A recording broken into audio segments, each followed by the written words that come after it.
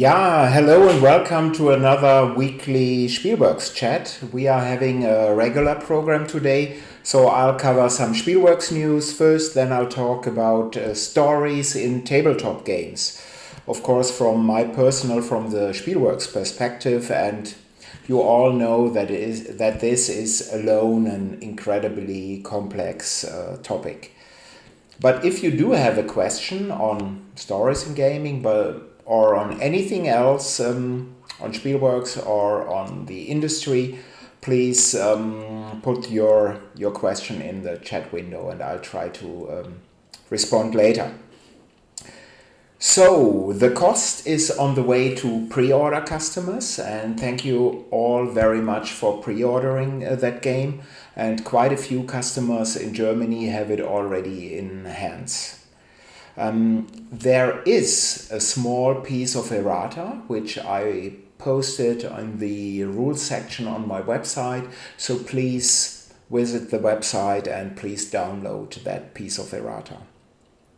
The Spielworxx online convention will be held on October 9 and 10, that is a Friday, so half of the Friday probably from 4 p.m. German time, so 4 p.m. CET, which should be 10 a.m. EDT till about 10 in the evening CET, and then the full Saturday, so from morning my time, so it will be a little bit too early for overseas viewers, and then the full Saturday. And most of the program I've already worked out, and I will post and mention the news on the program very soon. And most importantly, I got a very nice present from my wonderful designer friend Jason Dinger. Look at my shirt. So it features and now I have to be careful again, the Cajun. It features a Cajun trilogy, so love you, Jason. So wonderful. So I'm really wearing it proudly. But now to our topic of today, stories in tabletop gaming. And let me immediately dive in and state that I think all games produce stories. So even an abstract game of chess produces a story. So after a game, you could tell your opposing player, if I hadn't lost the tower that early in the game, then I would have won. And this is, of course, a story. That early loss of a key piece is a significant event and drives an after-game story. And other games, and let me mention an infamous Traffic here, which I had the pleasure to play again with 5 players last Wednesday. Such a game is constant storytelling, right from the start of the game till the after-game talks. And in that game, each and every action, each decision is very important and is discussed. And of course, it helps that an infamous Traffic is at its heart a storytelling game. Is a negotiation game, sorry. Of course it's storytelling, but it's a negotiation game. And by the way, I do not think that a lot of the so-called storytelling games tell good stories. Some of them are just poorly written, and writing is difficult. And a lot of the good game designers are not necessarily very good writers. These are two different things to consider. And some games try to draw you in them with lots of flavor texts on cards. And flavor text, in my opinion, is surely helpful for generating a background and a setting for a game. But in my experience, this flavor text does not generate a game story. This has to come from the participants. And then we have games like time stories that are poorly written, repetitive, and force you to play the same story over and over. And of course, finally, everyone knows games where player A has 410 points at the end of the game, player B has 360 points, and player C has 345 points. And then, of course, the question is, does this have any meaning despite ranking players or declaring a winner or a loser? So this is very difficult, and I'm seeing here a couple of, in the chat, a couple of familiar faces. So hello Daniel, hello Matt, hello Marcus, and hello Chris. So wonderful seeing you here. So, but today I'd like to present you the Mda approach to gaming, an approach that the regular viewers like Daniel and Matt at least, and there is Claude, hello Claude, they definitely know about the Mda approach. However, I have a feeling that a lot of the German viewers do not know it. So the Mda framework was developed between 2001 and 2004 for video gaming at the Game Developers Conferences by Robin Unicke, Marc LeBlanc and Robert Zubeck. And M stands for mechanics, D stands for dynamics, and A stands for aesthetics. And it is, to my mind, important because it lets you think about the unique character of games and storytelling in a very easy way. And sometimes just thinking about games and not just playing them is even more important. Of course, playing lots of different games is also important. So mechanics describes the particular components of games. Dynamics describes the behavior of the mechanics acting on player inputs and each other outputs over time. And aesthetics describes the desirable emotional responses evoked in the player when they interact with the game system. And as you all know, the differences between games and other entertainment products like books, movies, music and plays is that a game's consumption is unpredictable. So you never know what the end will be. In a book, the end is always predetermined. The same in a movie. Sometimes when you have finished a book, you could think it could have that ending and that ending, but normally, always when you read with the same books, the same ending will happen. However, the events during a gameplay and their outcome affect the game itself. So that is a huge difference here. And in tabletop gaming, we can exchange mechanics for rules, dynamics for system, and aesthetics for fun, or in a better way, termed in a better way, the experience. And the system, the center part, is approached from both sides. From the left, we have the designer who creates with their rules the system, whereas from the right, the player approaches the system and consumes it. And this makes games unique. We, the players, use rules to ensure that the outcome will be different each time. With the help of the author designer, who developed the rules, of course, and the rules itself, we create the story, the experience. And fundamental to the Mda framework is the idea that games are more like artifacts than media. This means that the content of a game is its behavior, a behavior that is built via interaction. This makes games and storytelling in games so important and, again, unique.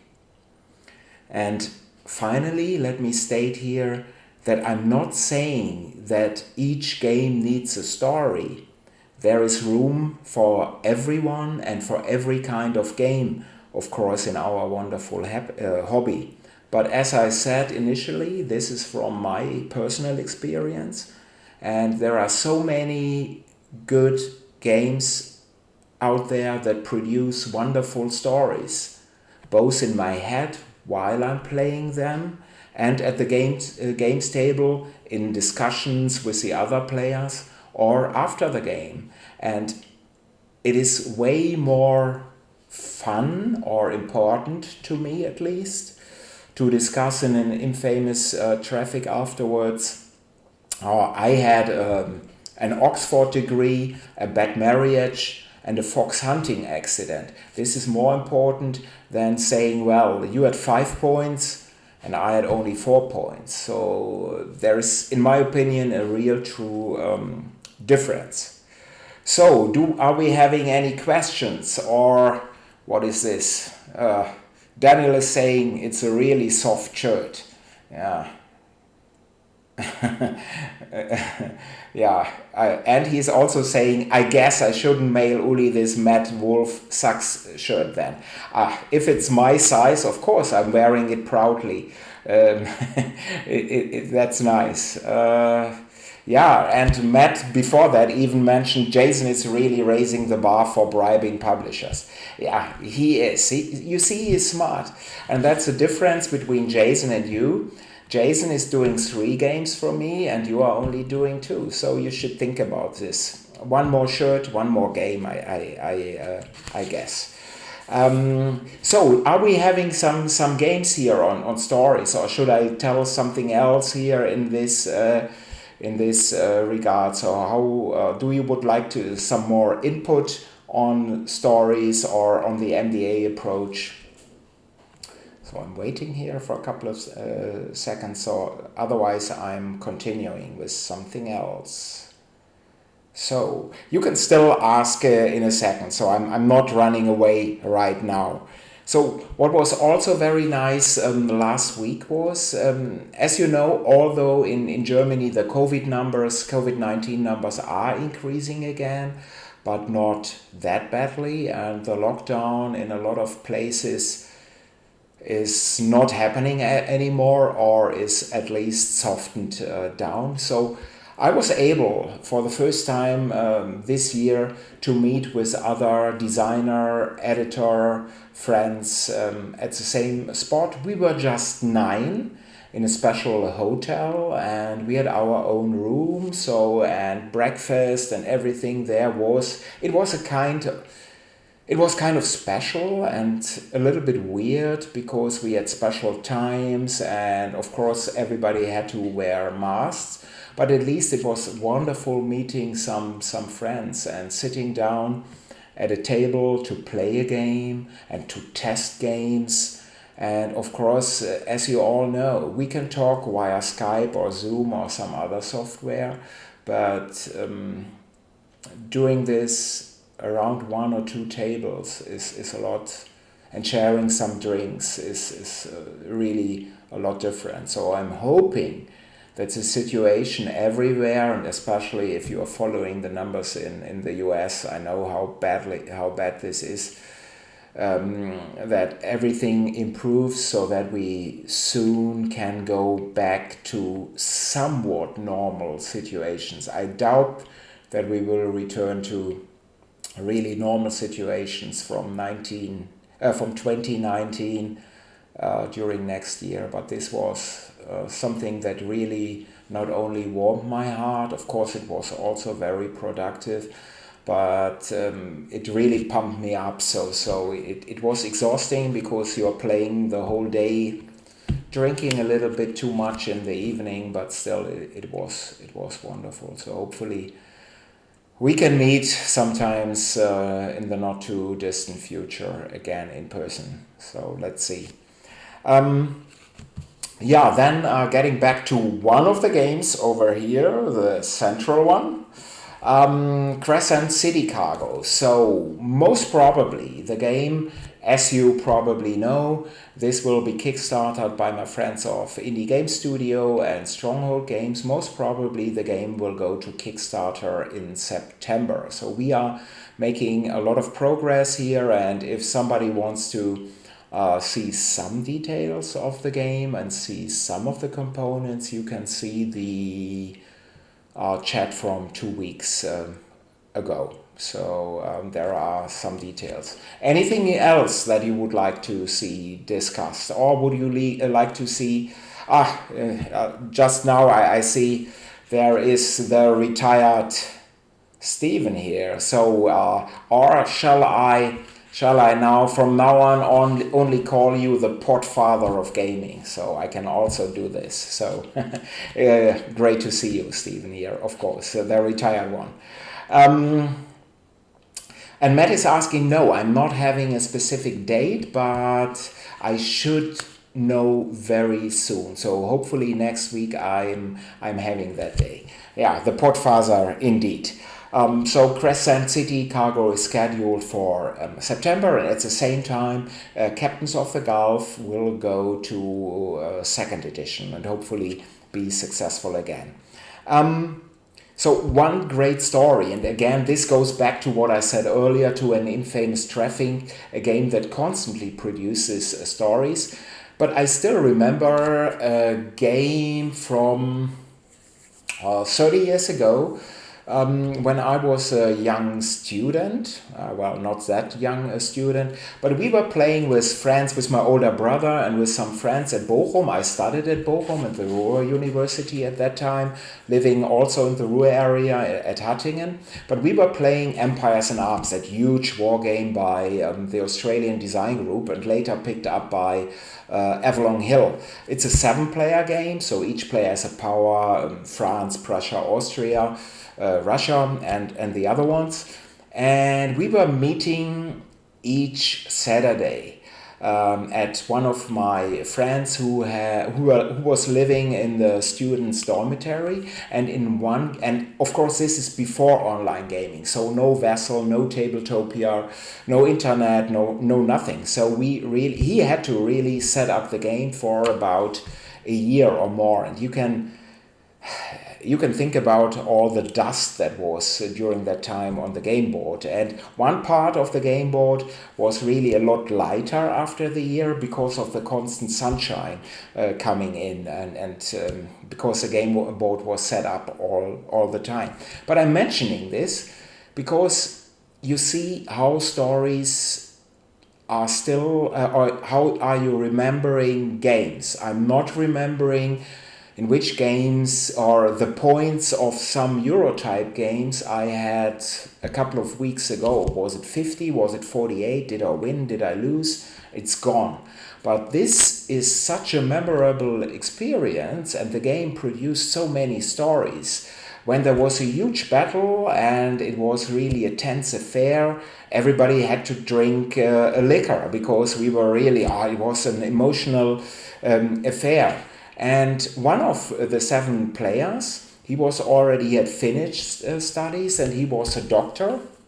And sometimes on Friday nights he had to work.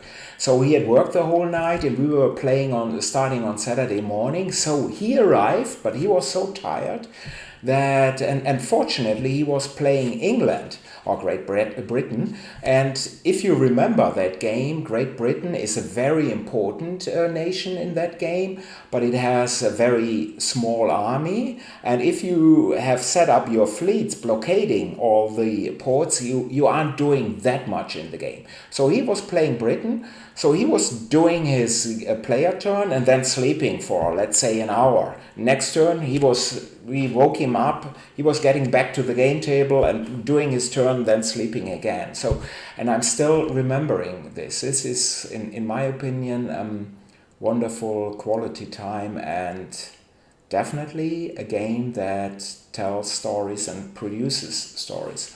Although we have to admit that war games are always producing stories and have an easier time because, as you know, 50% of Eurotype games have a mechanic first and then add a theme to it. And sometimes this works very nicely and sometimes it's just a thin layer over the mechanics. And I'm not saying this is better than the other, it's just what it is. Whereas war games normally come from the theme, from the topic, and later then the mechanics are adjusted to do the topic justice. But this is one of the stories that I will always have in my mind. And stories. And I can also say, if stories would not be in a game, I would not be gaming. As some of you probably know, I'm not a so-called omni-gamer, so I don't game all the time, and I have other hobbies. And if I'm also not a solo gamer. If I have 15 or 20 minutes to do something and I'm alone, I would not set up a solo game. I would read a book or do something else or go outside. So I really look for quality times with stories. And again, already said 2 or 3 times, I'm not judging this. This is if you are saying, I'm just in this wonderful hobby for 15 minutes trick taking games, this is fine. This is excellent. If you are only playing abstract games, wonderful. If you are only playing 2-player games, wonderful. So there is room for everybody. And Daniel is asking, what are my other hobbies? My other hobbies are, sports, as you can see, watching sports. So hockey, of course, is always high in my priorities, and I still hope that there is a new season in Germany starting this November, but it doesn't look too good.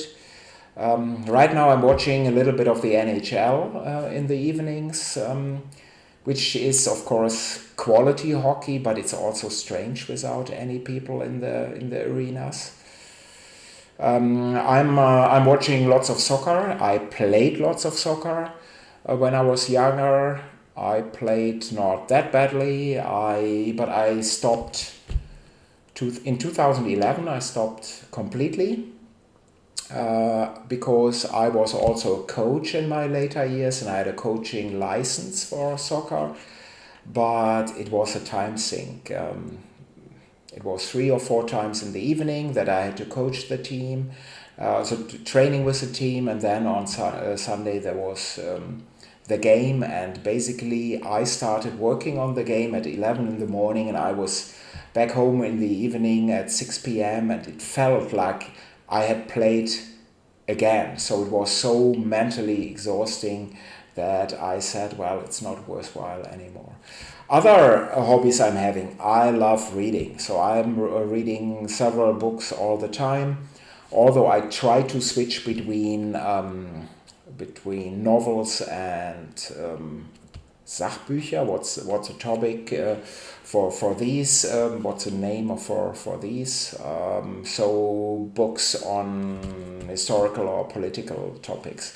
So because I studied history and politics, I love politics. Not necessarily how all politicians behave, but I think if you are not interested in politics, it's your miss, your loss, because everyone can influence politics in a very, very small way, but at least it's some influence. And if we're saying no, politics is bad and I don't want to get involved, I think it's your loss and the loss of the whole society.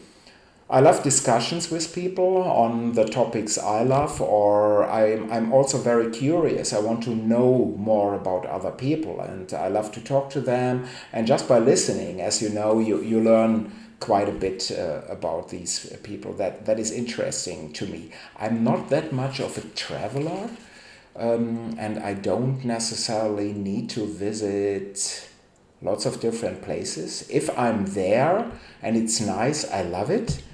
But the thought about getting my stuff together, getting to the train or to the even much worse to the plane, and then moving to the spot and being there and not being at home, I'm not. It stresses me. So I have less stress at work than in my free time, especially when I'm traveling. So. It depends. And of course, I love my place where I'm living right now. So that, of course, is a huge plus. If I would not love that place here, of course, then I would say, well, let's move to that spot and let's see what's happening there. So, but I'm pretty glad that I'm living here. Although there is some friction with my wife because she loves traveling. She wants to see. She's more curious than me. I'm an old fart. I'm sitting in my chair and waiting to have my Prosecco in the evening. So yeah, that's what I'm doing. Non-fiction is the word. Thank you. So I try to switch between Steve is this. I think so. I try to switch between novels and non-fiction books. Earlier, a question from Matt. What position did you play? I used to play stopper back then when we had a diamond defense, and then switching to a holer midfielder when we had a flat back defense. Yeah, I played almost everything. I started when I was young as a left forward, left winger, but I wasn't that fast, so I moved to midfield, first left side, then to center. And although I'm not that tall, later I moved to the defense line to a center when we were playing 4-4-2. But if you have a good eye, then you can even playing with my size pretty nicely over there. So that were my positions in gaming. Daniel is saying, I played soccer when I was in first grade. I took a penalty kickball directly to the face once.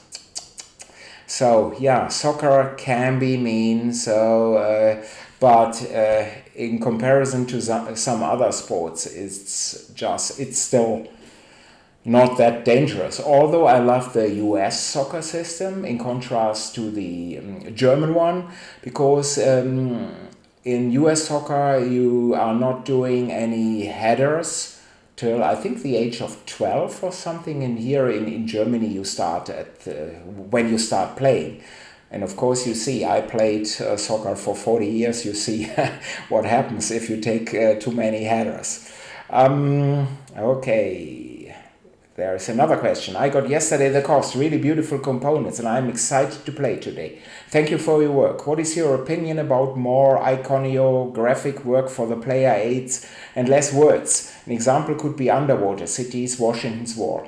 Good questions, good question. Thank you for this, because we thought really very long about this.